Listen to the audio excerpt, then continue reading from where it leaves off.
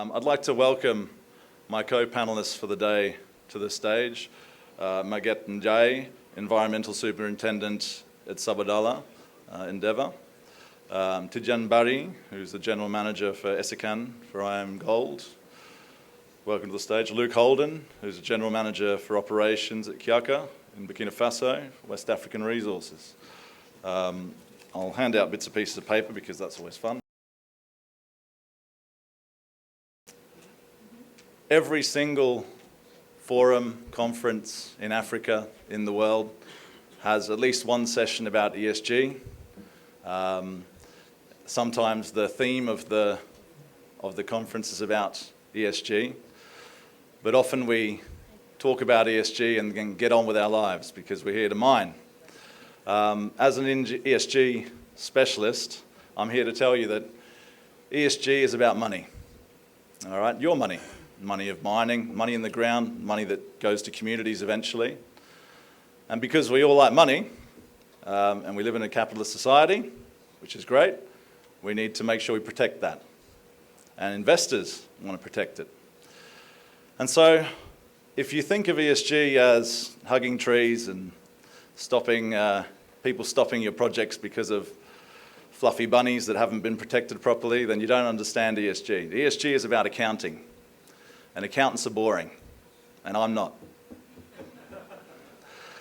ESG is about accounting because you've got to account for, you've got to take measurements, and you've got to compare them to other numbers. That's what accounting is all about. But we don't look at financial numbers. We look at 20 to 30 different disciplines, some of which are as complicated as the financial industry, which, by the way, we have global financial crises every 10 years, 7 to 10 years, so we're not getting that right very easily. And so we need to manage these, often with a very small, negligible budget, with a team, especially in an emerging markets context, who is under-trained, overwhelmed, and needs support. So it's critical if mining companies want to address these issues, to raise the funds, that we take into account ESG from day one. And that means at your project development stage, let alone going to exploration and moving onwards to operations, construction and operations. So when we talk about ESG, it's so big, 20 to 30 topics. What are we talking about? We're talking about things like biodiversity, and we're going to talk a little bit about that today. We talk about chimpanzees, and whenever I talk about chimpanzees, I hear people groan, okay? And we'll talk a bit about why chimpanzees is just one way of protecting an entire area. And maybe we shouldn't talk about chimpanzees. Maybe we should talk about ecosystems and habitats, which chimpanzees also enjoy, among other protected and non-protected species. We talk about resettlement and livelihood restoration. When we come in and we impact a community, as miners, we need to make sure we take care of those communities which we displace and we impact in a way that doesn't replace the role of the state, but that ensures that there is an equitable access to the benefits that mining projects bring. Climate mitigation. When I talk about climate, people roll their eyes. They've had enough. We hear about climate all the time and carbon, but I can tell you right now, a hotter planet means more risk for your projects. Where are you going to get your water from? And we're going to talk a bit about that today as well.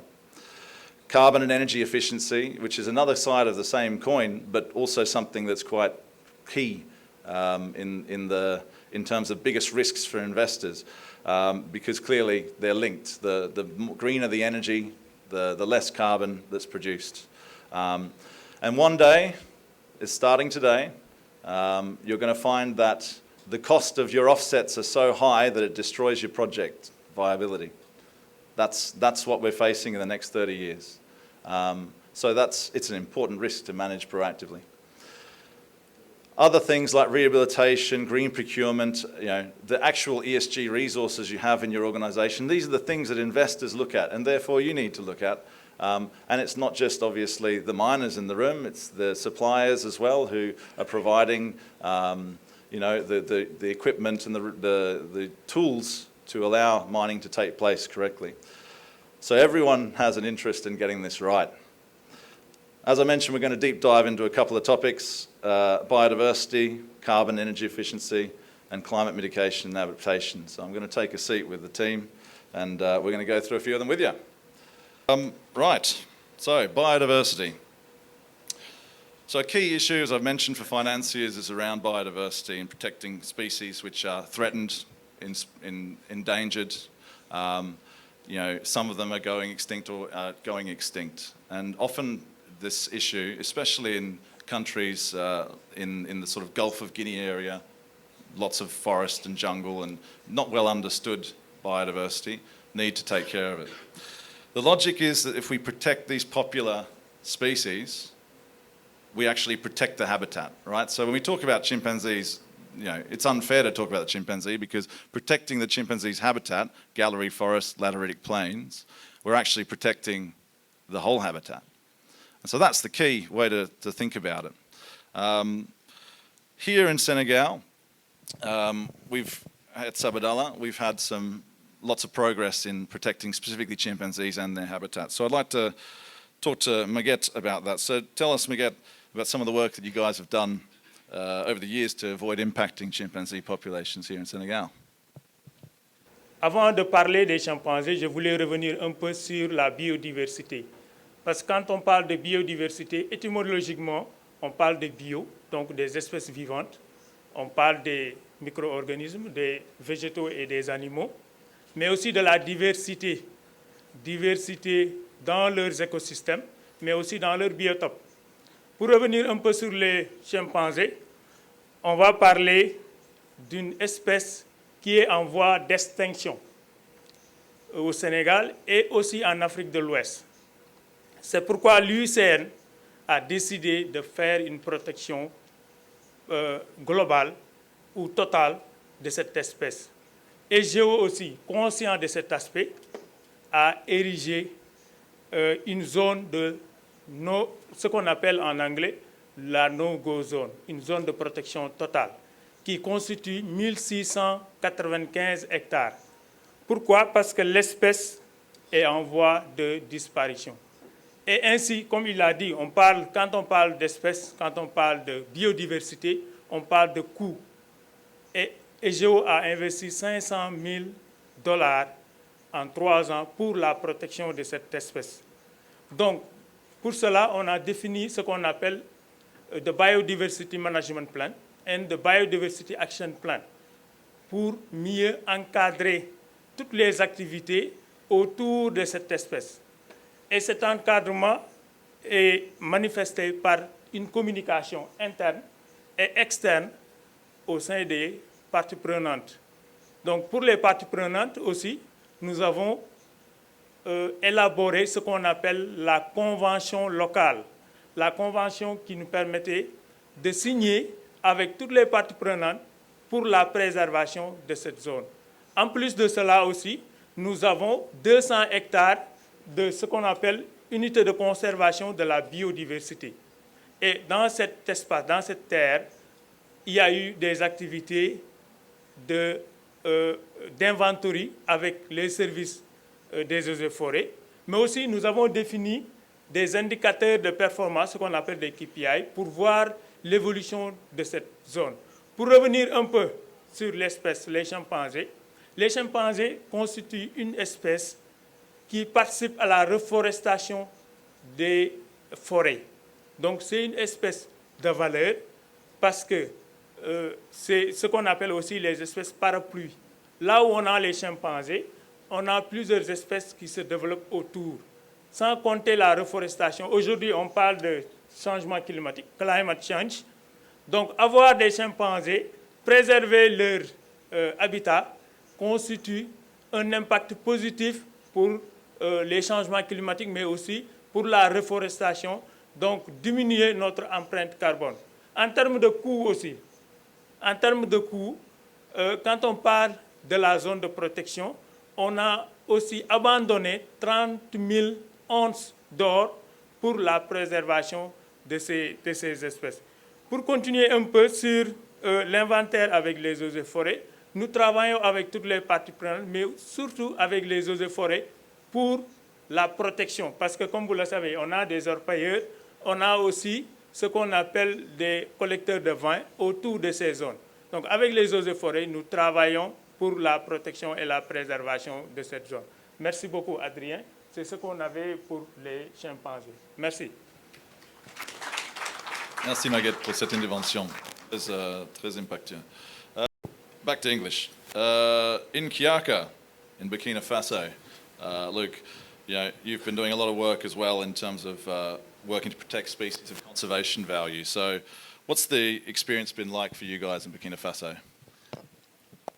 Okay, so thanks, Adrian, for the question. When we talk about Kiaka in Burkina Faso, it's situated directly adjacent to the Bagre Dam. So this dam is the second biggest water storage facility in Burkina Faso. The wetlands cover roughly an area of 40,000 hectares, so it's quite large. So our goal as a company is to do everything we can to limit the impact on this dam. It's a very strategic facility for the government. It has hydropower. It has some of the best farming land in the country.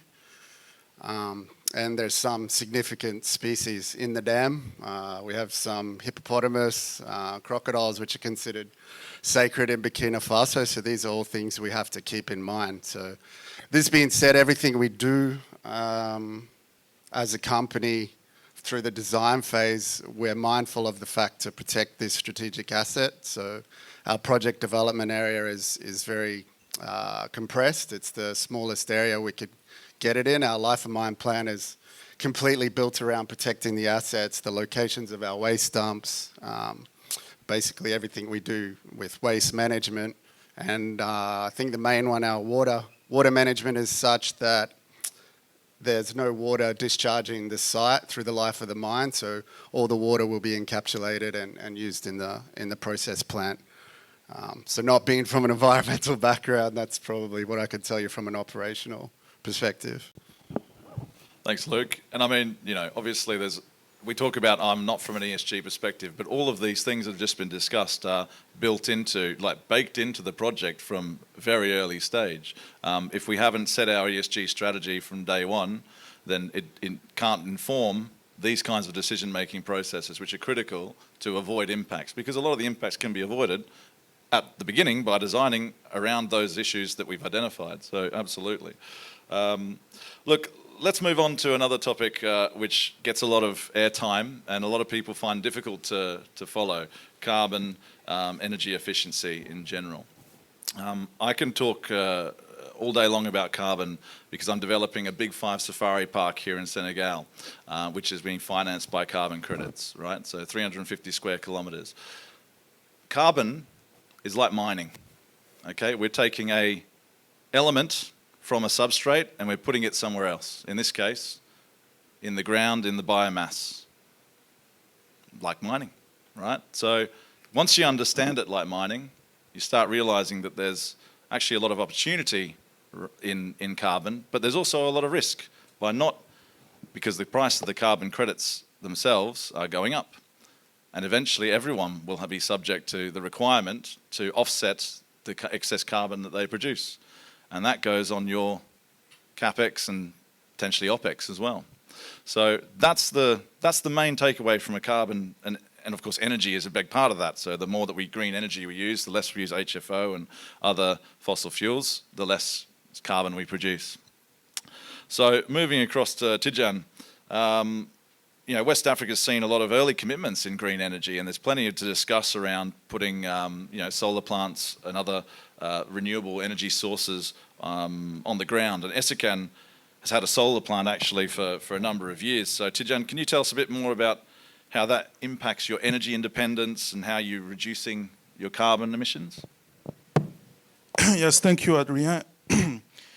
So I prepared my point in English, but since we have the translation, I can go in Wolof, right? Yes, please. Merci beaucoup. Alors effectivement, je crois que une des grandes initiatives que nous avons eues au niveau de la mine d'Essakane, en ce qui concerne donc l'environnement et le principe de décarbonisation, déjà à l'époque, c'est justement ce projet de centrale solaire. qui a été donc implanté en 2018. Je suis content d'avoir Omar qui a été à l'initiative donc de ce projet. Et il faut dire qu'à l'époque, c'était la plus grosse centrale, on va dire, hybride au monde. Parce que Essakane disposait déjà donc d'une centrale thermique au diesel, au fuel, donc de 57 MW. Et cette centrale solaire de 12,5 MW est venue se rajouter pour faire donc le mixte énergétique. Donc je dois dire que c'est un projet qui vraiment mettait en avant plus justement les bénéfices sur l'environnement que réellement les avantages au niveau de la production. Parce que quand on regarde aujourd'hui, la contribution de la centrale a permis de prendre en compte à peu près 7% des besoins énergétiques de la mine d'Essakane. Ce n'est pas négligeable, mais c'est quand même pas non plus le premier objectif recherché. Alors, aujourd'hui, en termes de bilan, quand on analyse, on voit que quand même l'impact est assez majeur parce qu'on estime à peu près à date environ 700 camions de fuel de 45 000 litres qui ont été donc, je vais dire, sauvés, hein, qui n'ont pas été utilisés pour approvisionner Essakane. Et donc l'impact est majeur. On parle en termes de tonnes équivalent CO2 économisées de pratiquement 100 000 tonnes CO2. Donc c'est vraiment assez important. Et je crois que tout cela se fait aussi dans un contexte où, vous savez, la mine est localisée au niveau de la région du Sahel, assez dépourvue en termes d'énergie. Donc, elle vient vraiment apporter une capacité formidable donc, pour cette zone. Alors, aujourd'hui, on regarde un peu la suite. On est en train d'analyser donc pour voir comment éventuellement agrandir cette centrale. Et puis aussi donc parler de stockage, donc système de batterie pour pouvoir stocker l'énergie. Et ça va nous amener à une étape subséquente donc au niveau de la décarbonisation. Donc c'est une expérience réussie. Et je pense que plusieurs projets miniers sont en train de, aujourd'hui en tout cas au Burkina, de suivre la même dynamique. Merci. Merci, Tidjane. And I mean, let's not, while doing that, plenty of money's being saved by not paying for those 700 trucks. So there's a huge financial return on ensuring that you build in the renewable component as early as possible. But there's, as governments in West Africa, and obviously Essakane being one of the leading minds in developing green energy for mining, governments as well are starting to put in place these renewable projects and have green energy on the grid. But in West Africa, we face challenges, which is getting that energy to your mine.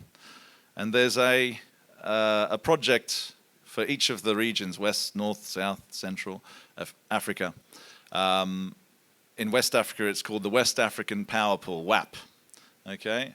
And every year we talk about the West Africa Power Pool and we wish it was finished.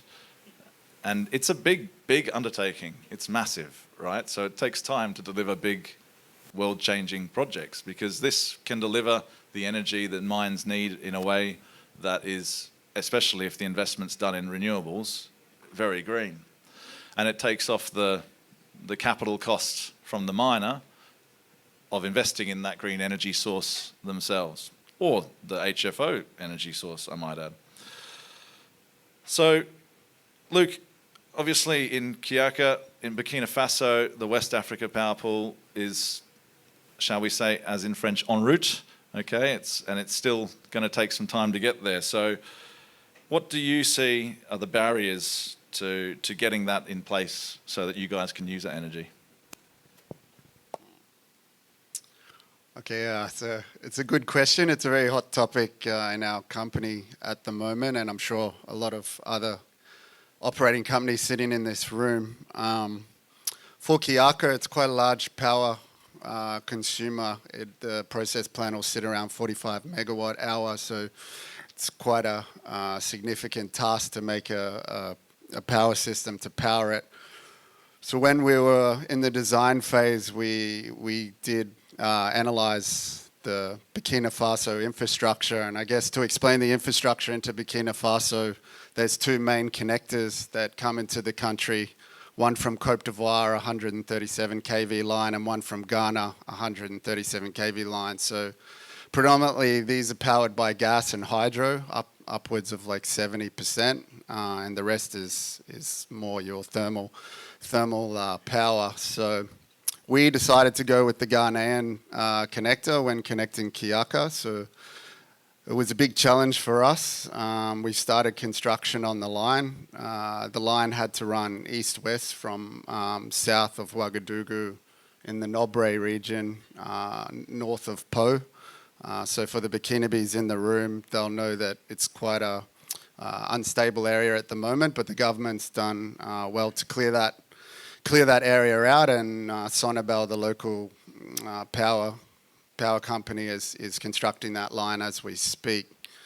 And I'm sure everyone in this room knows from March of this year there's been major disruptions in this grid. Côte d'Ivoire lost two of its main power generation units, and it dropped 25% of their grid, and Ghana's having problems with gas supply from Nigeria also dropping that grid. So that meant that the power incoming to Burkina Faso, put it bluntly, is an absolute disaster at the moment. It affected the populations, it affected all downstream users of these power grids. I know the mines in Côte d'Ivoire are struggling to get usage out of it. Hyundai Ozone has utilised the power grid 12% of this year. So yeah, it's quite bad for them. But in any case, it's Kiaka's vision to get onto this grid, and it's not just a matter of environment, it's a matter of economics.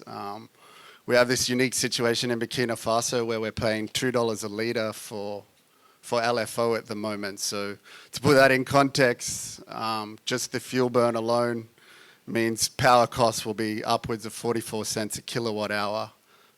So in my career in mining, I've never seen a number like that, and never want to see a number like that.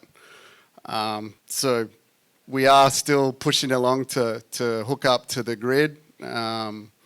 We do have a thermal backup plan in process, but this plan will burn 10,000 litres an hour of diesel, so that's not kind of optimal for us. Yeah, so, and the cost difference between the grid and burning LFO will pull back $3.5 million a month, so it's half your power costs. So yeah, that's probably all I can say about it. Hard to clap to that one, isn't it? There's a lot of that's a lot of cost, and even just being able to be able to recuperate it just by going to for fuels essentially. I'm sure there's a lot of studies been done in sort of the green energy opportunities. Could you talk a little bit about that? It's probably more suited for Tidiane, but I think, as I understand, Essakane was the first mine in the country to implement solar through a mining company that fully funded the solar. It's become more difficult now due to government regulation and the national power company wanting to drive all these projects. So they're kind of quite tricky to fund, but Tidiane definitely have more idea on that one than me, what the complications in the government are with initiating these projects. But we do have plans for solar. It's just getting them over the line with the government power companies. Yeah, look, absolutely. You need a solid government framework around mining, but you also need it around energy and around water and various other key ingredients to a good mine. So clearly, this is a major issue. Making sure that we can actually get these projects off the ground requires government support and a legal framework that allows it to do so. Maybe, given the time's ticking away, we'll jump on to the final topic of the deep dives we're doing, which is around climate mitigation and adaptation. when we talk about climate, there's lots of different things that come under that heading, but let's, for the case of, for simplifying a little bit, in the Sahel region, in Africa in general, it's going to get hotter, okay? The planet's going to get hotter, but especially here, we're going to find that water availability is going to become problematic. It's not necessarily a question of there'll be less water. Sometimes it's a question of there'll be more water at one time and not enough during the rest of the year. That means you need to manage your water collection. That means it's harder for that water to enter into the groundwater from where you might be taking your water source. Or the surface water resources are also under pressure. Now, that's just one component. When you think that many of the rivers that we have in the Sahel especially, but across West Africa, those are also used by multiple other users, and they're getting lower and lower as water starts being diverted for agriculture projects and things of this nature. We start to see that there's climate-induced impacts on water becomes a big problem. And that's just one of 100 examples of how climate needs to be thought about, and we need to think on a 50 to 100 year timeline. And many projects that we're working on, we hope that the goal will be there 50 to 100 years later, but sometimes the projects are shorter time period, but they still have impacts in that future scenario. So, given it's such a major part of climate change, water management is critical. So, Maguette, to turn to you, with Sabodala, what are you guys doing to adapt to this changing climate and how it impacts the water regime in the area of Sabodala? Merci Adrien. Comme vous l'avez dit, je pense que les industries minières utilisent beaucoup d'eau dans leur process. Et connaissant aussi la région de Kédougou, dans la boutonnière de Kédougou, Kenyaba, je parle sous le contrôle des géologues, l'eau se trouve dans des fractures. Donc la disponibilité de l'eau est très rare. Donc on ne peut pas avoir des forages qui dépassent 10 mètres cubes par heure. Donc pour cela, EGO, donc Sabodala Gold Operation, a érigé des bassins naturels pour recueillir l'eau des pluies et utiliser cela dans leur process. Parce que nous utilisons des millions de mètres cubes, 1,2 million à peu près par mois pour notre process. Mais le plus important, c'est que cette eau-là est recyclée. Parce que, connaissant le processus minier, on a ce qu'on appelle tout ce qui est transport des minerais, traitement au niveau de l'usine. Mais après le traitement, il y a le résidu accompagné avec de l'eau qui est envoyé au niveau du TSF, Tailing Storage Facilities, qu'on appelle bassin à résidus. Et là, à partir de là, l'eau est collectée et recyclée au niveau de l'usine. Bon, nous utilisons aussi notre grand barrage comme eau de consommation pour éviter une pression très élevée au niveau des forages. Mais le plus important aussi, c'est que toutes les eaux sur site sont surveillées avec des analyses mensuelles avec les différents laboratoires qu'on a à ALS, l'Institut Pasteur, mais aussi SGS. Mais nous travaillons aussi avec les chercheurs à l'Université de Dakar, comme par exemple l'IFAN, pour la surveillance de nos bassins et aussi des espèces aquatiques pour revenir un peu sur la biodiversité. Pour vous dire que le water management is controlled in our area. Donc l'eau, malgré les difficultés par rapport à cette région, est vraiment contrôlée et gérée aussi de manière efficiente. Merci beaucoup. Merci, Maguette. Absolutely. I mean, look, water management is critical, and of course TSFs are sometimes in the news for all the wrong reasons, and managing them is not just an ESG issue, it's an engineering issue. And being able to recycle water and put in place other water recuperation and retention strategies is critical to maintaining your water, to be able to provide your water needs. In going on another angle of climate change and climate mitigation adaptation, when we finish a pit, we fill it in sometimes we leave it to make it into a nice lake, which feeds into the water discussion. But often we rehabilitate these and we put them either back to use for the communities or we put them back into their natural state. People often criticize the mining industry for this, but especially in West Africa, we find that many international players are doing the right things, and I think that's something we should celebrate. Essakane currently is undertaking a rehabilitation project of quite some scale, and I believe it's the first that's happening since the mining code was actually introduced. So, Tidjane, how is Essakane going to set the standard for this?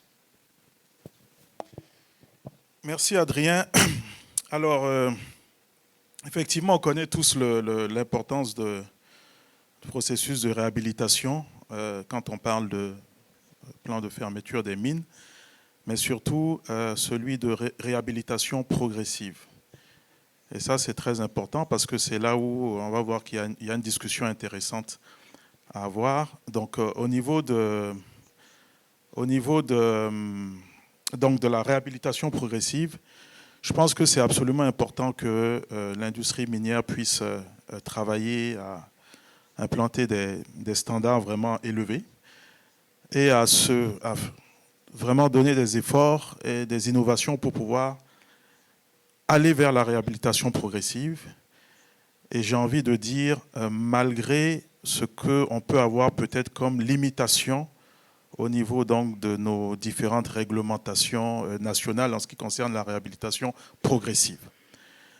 Tout le débat, en fait, c'est comment trouver un alignement entre ce qu'il faut faire de bien, en termes de réhabilitation progressive, et puis ce que les réglementations, différentes réglementations permettent, ou en tout cas forcent en termes de standards pour la réhabilitation. Et c'est là où on n'a pas, je pense, jusqu'à aujourd'hui, vraiment un alignement total. Donc il ne faut pas attendre simplement ou juste respecter la réglementation parce qu'on va passer à côté. Il faut faire les choses selon les meilleures pratiques et selon ce qui est bien vraiment pour préserver, donc s'assurer d'une bonne fermeture des mines. Cela d'autant plus que, évidemment, en plus des coûts de fermeture qu'on va mitiger, en plus des risques environnementaux, etc., il y a aussi une troisième dimension à prendre en compte, c'est l'exigence de plus en plus importante des communautés sur cet aspect de réhabilitation progressive.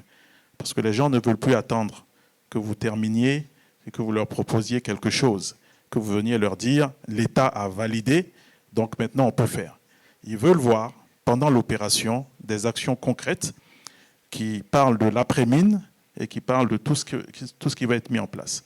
Et c'est ce que nous essayons de faire donc à Essakane avec un projet pilote qui est la fosse de Falagontou, qu'on appelle. C'est une fosse satellite qui a été opérée donc, pendant quelques années, qui est fermée et sur laquelle donc, nous avons entrepris un certain nombre d'actions pour permettre justement d'être déjà en avance donc, au niveau de cette réhabilitation progressive. Et à l'heure où on se parle, nous attendons toujours une validation donc, du plan de clôture donc, de l'administration. Et donc, on comprend que si on avait attendu tout ça, on aurait... Donc, c'est quelque chose de très important à intégrer et faire les choses bien, de façon proactive, en bonne concertation avec les communautés hôtes, pour ne pas, je vais dire, passer à côté d'un aspect extrêmement important donc, au niveau de la gestion environnementale. Merci. Merci, Tidjane. I think there's two things I'd like to take from that and draw everyone's attention to. The first, previously, about having a good legal framework, working with the government proactively, and the government works with the company proactively to be able to ensure these rehabilitation projects are delivered in the right way. We can be as proactive as we like, but we need people to sign off on these documents. It's critical because it does slow things down. Of course, we talked about communities. They also want to be involved. But I think we often look at rehabilitation as almost like a full stop when sometimes it's actually an opportunity because it's not just the fact that we have to balance the needs of communities for agricultural land and what have you, where they were using it. But what if this area was agricultural land before, but it's adjacent to a forest, and we can enlarge that forest, all right, and by working with the communities, we could maybe even get carbon credits and make money out of the rehabilitation, right? Which we've already put money aside for, right? So there's lots of ways to turn something that can be quite problematic into something that can actually affect the bottom line in a positive way. And I think that's what I'd like to leave everyone with in terms of common themes across our intervenants here today. That's not even an English word, is it? Intervenants? Mixing the French and the English. But certainly the common themes are about buy-in, not just from communities, not just from government, but buy-in in the top of the organization, the mining companies, the EPCs, the contractors, the suppliers. If there is not buy-in at the top, board, CEO, then we can blah, blah, blah to each other about ESG as much as we want. It's not going to happen, all right? So that's critical. I mentioned this at the end, but it should be the first thing we talk about. And that's why I talk about money first, because CEOs need to show bottom line. And so it's critical that we have that conversation and that CEOs take this further than it's a nice idea and say, this is how I'm protecting the bottom line around ESG. It's also a financial imperative. If your investors are all saying we need to see what your plan is for ESG, management system, HSEC management system, health, safety, environment, community management system is $100,000 minimum just to set up. And then where are we finding these magical people who are going to implement them that are not educated in international standards and potentially don't even know the national ones? Remember, 20 or 30 disciplines, right? Like, that's hard. And we find it difficult to find these people. And in fact, I set up my company, ESS, to create this next generation of ESG leaders in Africa and emerging economies, because they simply don't exist, and we're not training them fast enough. And we find that mining companies poach from other mining companies, right? And that's not sustainable. What we need is to have ESG people to be like accountants. We can kick a rock and we'll find a chartered accountant, right? Like, there's plenty of chartered accountants in Africa. There's not enough chartered environmentalists and ESG specialists, which is a real thing, by the way, chartered environmentalists. So we need these suitably trained teams, and we need to create these people. We need to create the conditions that allow ESG to be implemented. Starting from the top, seeing it on the ground, reporting on that, making sure it goes up the chain. It's not hard. It's what you guys do every day in your day job, and it's important that we try and mix it all together. We are very efficient. We finished 5 minutes early. So if there's any questions, I'd love to hear from everyone on the floor. Walter?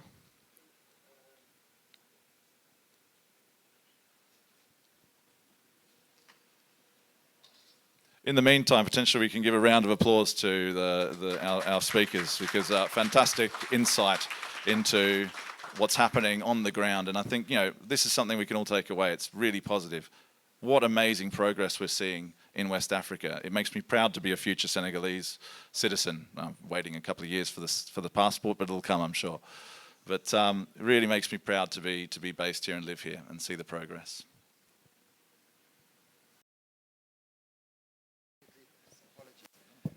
So this wasn't planned this way. I'm not supposed to speak today, but there was a question that was asked on the application. Please use that part of the application where you can ask questions, and I'll be monitoring those questions so that I can ask the question. So the question is, have any mining company seen an advantage to their cost per ton by implementing an ESG initiative? Who'd like to answer?